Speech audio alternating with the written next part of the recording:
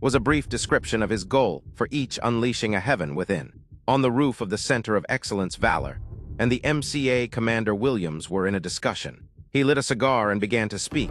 "So you are the new leader of the Self-Masters. Well, not officially," said Valor, "but you take all the tough missions. The responsibility of grading the new recruits."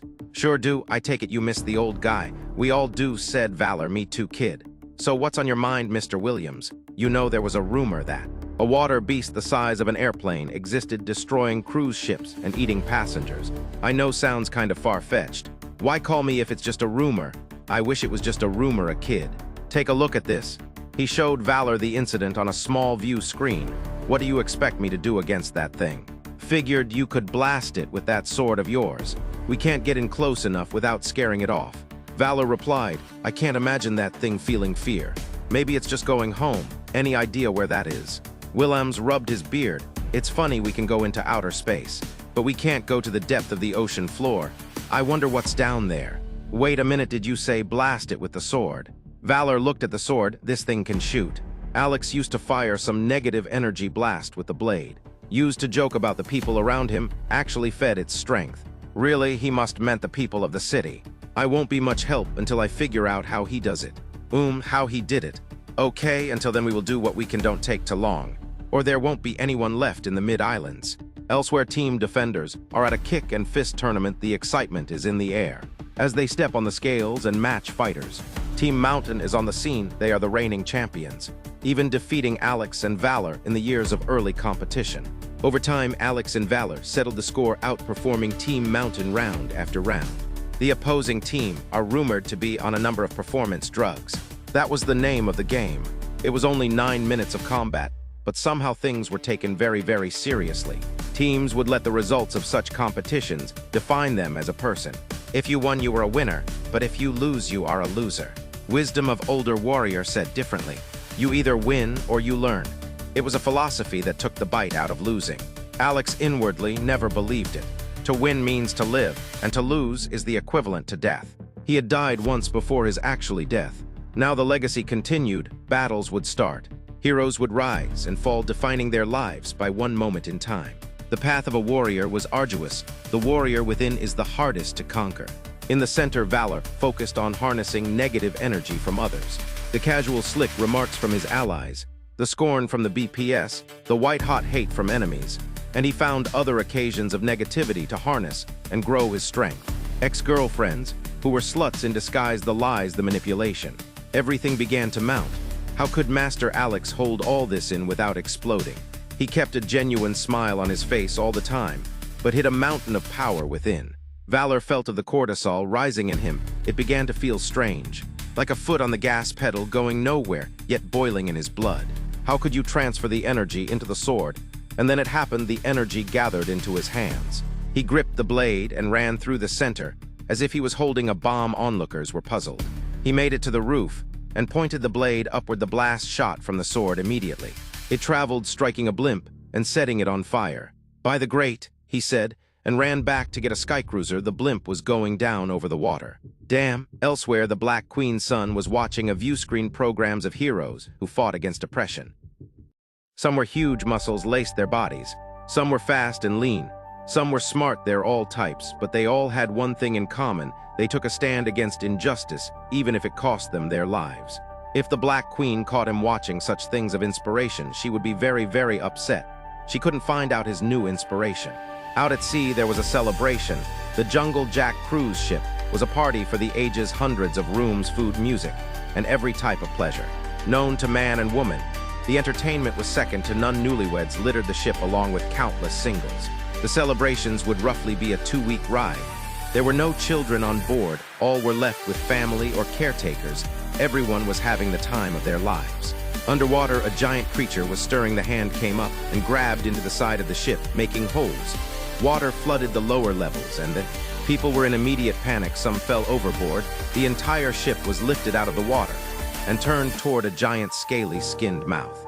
It was an unbelievable sight. Hundreds of people on board became a casual snack.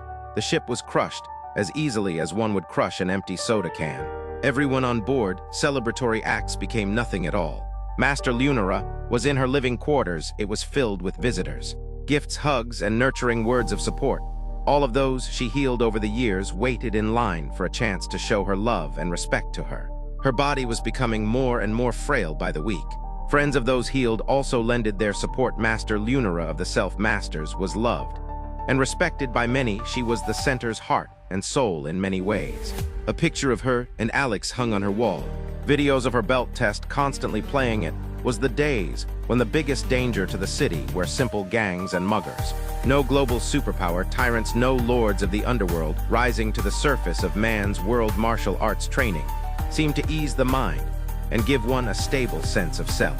She learned that she could do the impossible. She learned of wheels within wheels. Wisdom poured into her being, and she was a living symbol. She was a pillar in society, and now she was regretfully fading away. What was really wrong with her? She felt breathless. One night in the center, an unprecedented event took place by her most bitter enemy, Ella. She was in many ways her direct opposite. She was a poisoner of beings, the sower of doubt and fear. She turned people against one another with their words. She was a schemer, the physical expression of wickedness and cruelty. She stood by Lunara bedside with a strange bottle meant to give Lunara a second chance at life. Why would she do this? Was this some kind of a way to finish her off even faster than she was already declining? Ella broke into tears, overwhelmed with emotion without her rival. She too would wander aimlessly. She never realized her jealousy of Lunara became an addiction, and the withdrawal symptoms would follow upon her death. The high and mighty self-master Lunara, gone, how would she live without her? No one could take her place. No woman could make her feel as insecure as Master Lunara could. Ella couldn't believe her inner workings. She just had to take the cure. Lunara had to live. Master Lunara began to understand Ella like never before. She understood in this moment countless complex relationships for what they were somewhere out there. There were villains going through the same thing for Master Alex. They would miss his arrogant grin when he had them beat. Certain characteristics that they hated turned into unhappy admiration. He was someone they loved to hate. What is all this? Why this ignorance, the violence?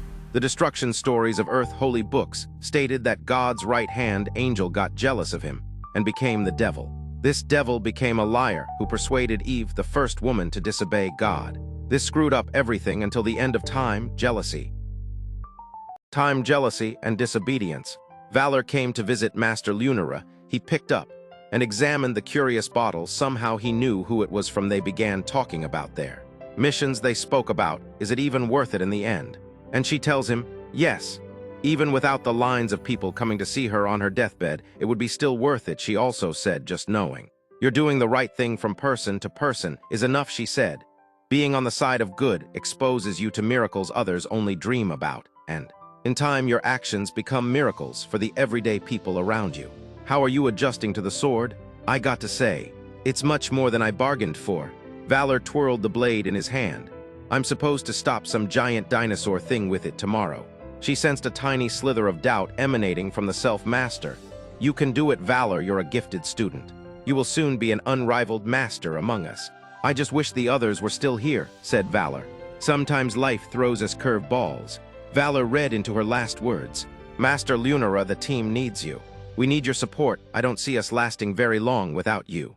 Have faith, Valor. Your powers are still growing. In time, nothing will be able to stand before you. Inside, he hoped. She was right. The next morning, Valor met the MCA Commander Williams on the center's roof. He boarded the carrier, and he was off to fight for the safety of others once again. Eva finally broke her nightly spells and rituals. She would get some rest, then find another artifact for the next phase. What was she up to? Inside the center, Yellow was practicing her combat agility.